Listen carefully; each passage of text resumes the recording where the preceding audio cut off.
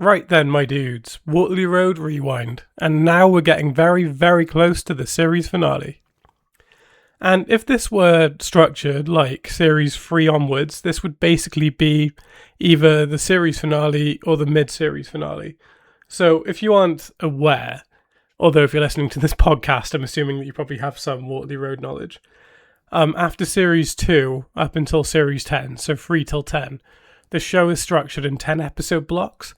So despite the majority of the seasons being either 20 episodes, with series 7 and 8 being the exception with 30 episodes, it kind of feels like 2 series per series, if that makes sense. It does kind of feel like 2 sort of 10 episode seasons melded together, especially because a lot of the time they're quite self-contained. I guess sometimes there is overlap in story and there's references and this, that and the other, or something that happens in one half of the series will impact the second.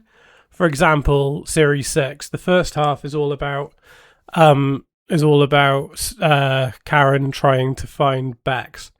We look at her past, we look at how much it's damaged her. It's a great 10 episode run. I've got so much respect for series 6A.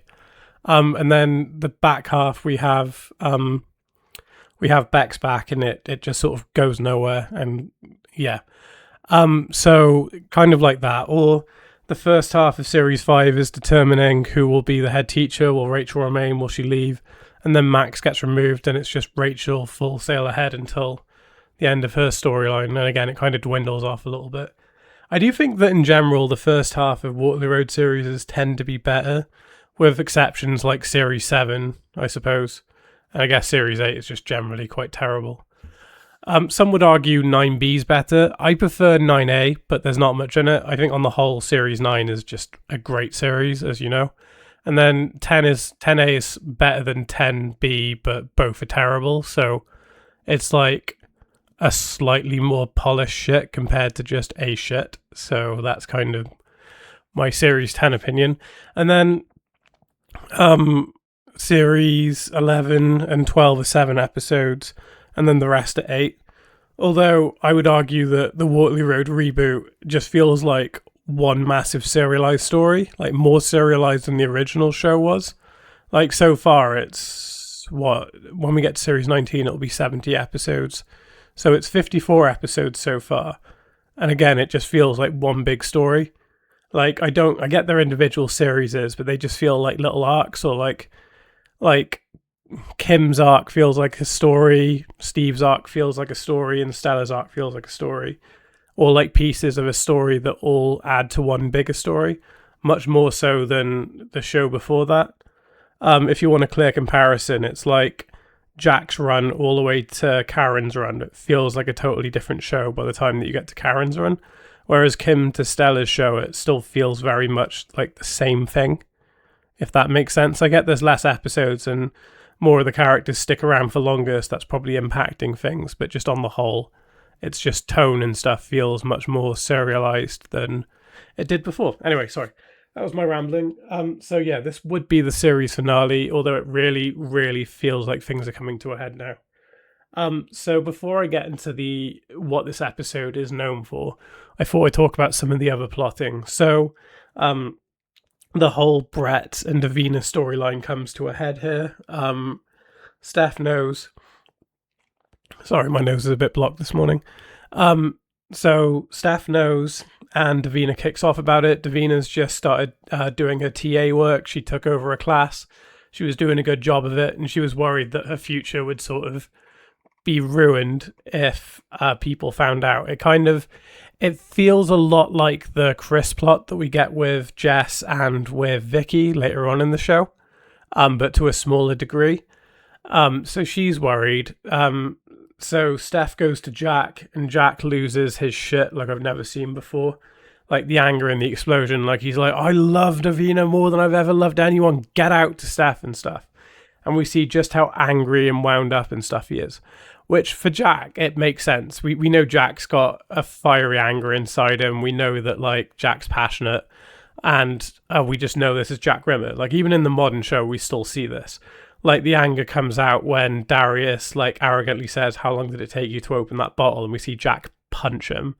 Like it's that kind of Jack Rimmer famous, like like he's good at sticking up for himself. He's good for sticking up for others. Like I really rate Jack's character. I did before, and the modern shows just made me like him even more. So he's like, right, Steph's done. I'm doing it. She's gone. I've had enough. I'm fed up. We're getting Steph out of here. So he writes that angry letter, which Davina feels super uncomfortable and awkward about because, like, Steph didn't actually do anything wrong. Like, yeah, Steph's reasoning for telling Jack is completely unprofessional and it's born out of jealousy, but she didn't do anything to constitute losing her job. So Davina types it up and it's really awkward. You can see in Davina's eyes that she doesn't want to do it. Jack's like, nope, I'm going to post it. I don't want her worming out of this one. And he goes to mail it, and Davina doesn't. She pretends to. Jack thinks that she has, and then she just hasn't. It really makes me think of that bit in The Simpsons where Homer's really annoyed at Mr. Burns. So he and Bart write that letter, and he's like, "What is it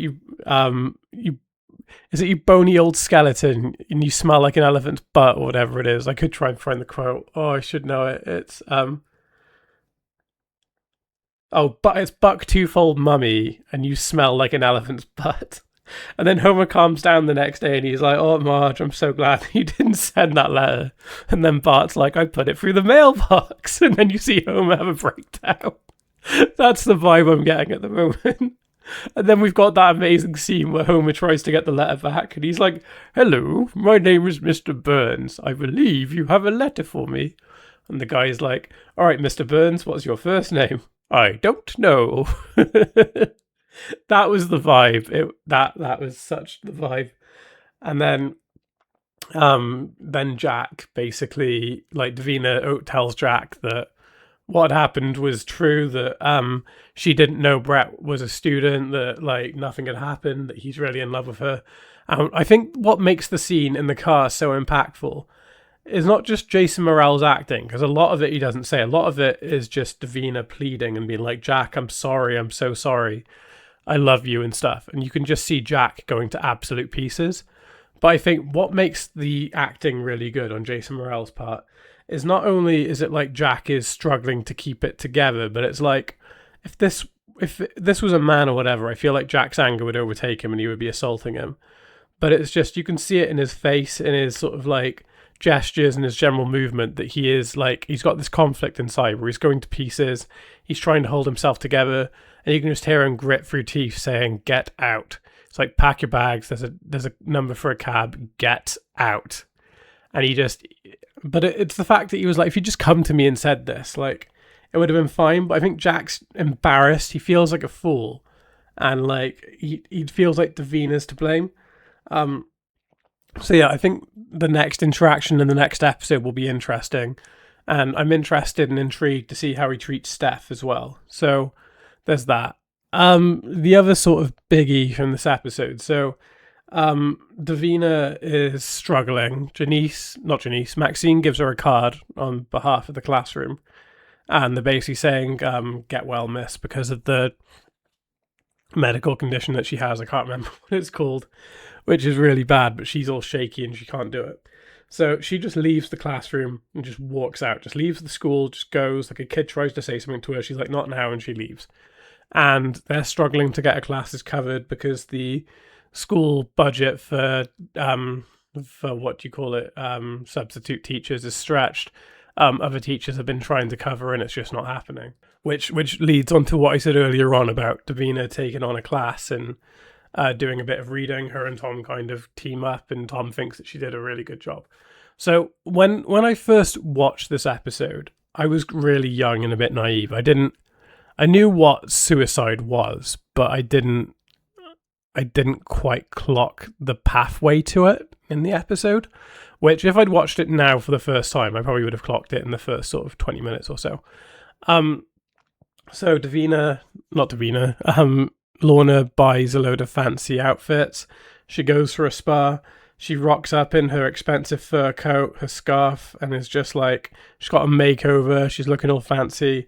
And she's like to Andrew, "I quit." And Kim and Andrew are like, "Can we not find some compromise on this? You need to work your notice." Andrew's being a real stickler for it. Like, Andrew's sort of feelings towards his work and the job and stuff overall, any emotional side, especially considering they were somewhat of an item. But I think that pretty much just sums Andrew up, that he will always put the value of the school above anything else. So that's kind of that. And like Lorna tries to apologize and is like, Andrew, I'm sorry. And Andrew's just like, I'm going to go cover your classes. Like, he's just done with it, really. So that happens. And then she books like this expensive like bungalow or cottage, whatever, for the weekend. She invites Izzy. They were going to have a girls' weekend, get drunk, do whatever. And she said, oh, don't tell Tom. And then she basically does the same thing with Tom, says they'll have a fun weekend away, get away from it all before half term, and not to tell Izzy. So you can see where the plot's going. It's kind of get them both there. So they're all there. They get on for Lorna's sake, and they all get really, really drunk together. I really actually quite rate this. So despite all of the annoyance of this love triangle and people are hating different people at different points and it's all quite messy, the one thing that I quite liked was all the way through, especially in series 1 before the whole Tom and Izzy thing came out, was they would always reference what great friends they were in college or uni and all of the nights out they used to do, the holidays, the camping, this, that, and the other. And we never got to see it. It was just exposition. It was just throwaway dialogue. It was, oh, we used to do this, we used to do that. And I think what's good about this one is the fact that we got to see it.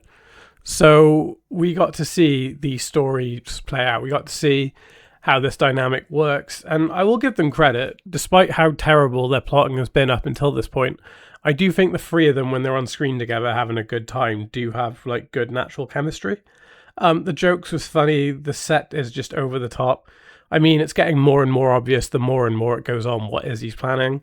But she basically burned through what I'm assuming must be her entire life savings, everything on her credit cards. She bought an insane amount of food and desserts. It looked like the Hogwarts feast table for 3 people. It was insane. And then as things begin to take their darker turn, she cuts the phone line so that they can't call an ambulance. And she takes both of their mobile phones whilst they're really, really drunk and hides it in like an ice bath. So that's kind of the breadcrumbs, along with the credit card payments, the debit card payments, her emptying her savings.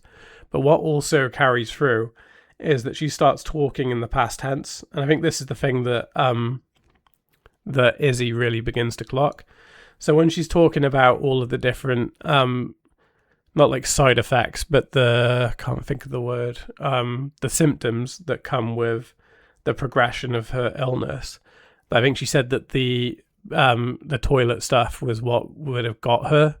Like, she wouldn't have been able to cope with it. I can't remember the exact wording.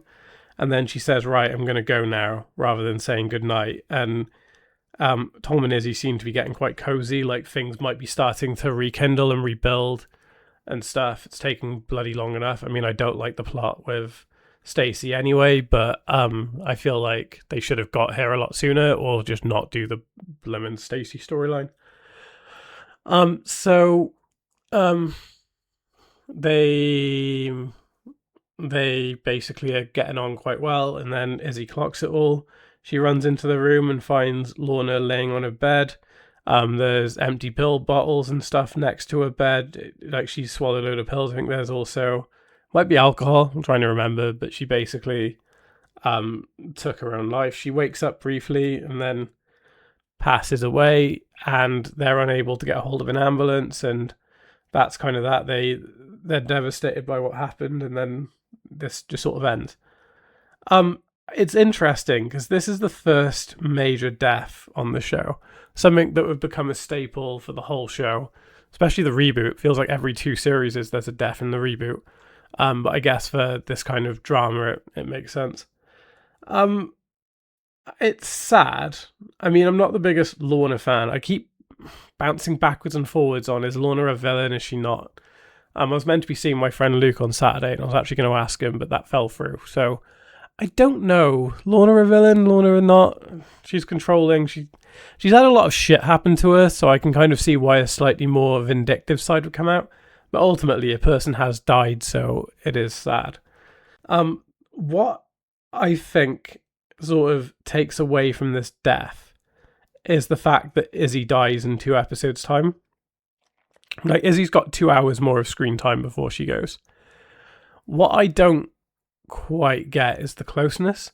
I think if maybe episode 6 or 7 this was moved to, and then, or if Lorna makes it into series 3 and then you basically do this plot but you have it with just Tom, or maybe Tom and the girls are there and she just wants to give them a nice getaway. And I don't know, it's just, it feels, both of the deaths now feel quite underwhelming because they're so close to each other. Because, God, I might be wrong, but I think after these two deaths, I think Maxine is the next one. Is she? Yeah, I feel like Maxine's next. And then Sambuca? I don't know, it's been a while since I've watched it. Surely there's got to be more deaths. It feels like such a little amount of death. Yeah, I don't know. I think if you're watching this for the first time, I think the emotional weight is there. But I think the fact that there's another one coming and the other one is much more of a shock, it just, I don't know. It's a weird choice in retrospect. Yeah, I don't know. But I do like this one. I think this one's got a lot of good going for it. I'm glad that this love triangle plot is now sort of finished. And I'm looking forward to the last 2 episodes of the series. I think it should be quite good, to be fair. Okay, with that, I'm going to call it there. This has been Waterloo Road Rewind. You've had Ollie, and as always, I'll see you next time.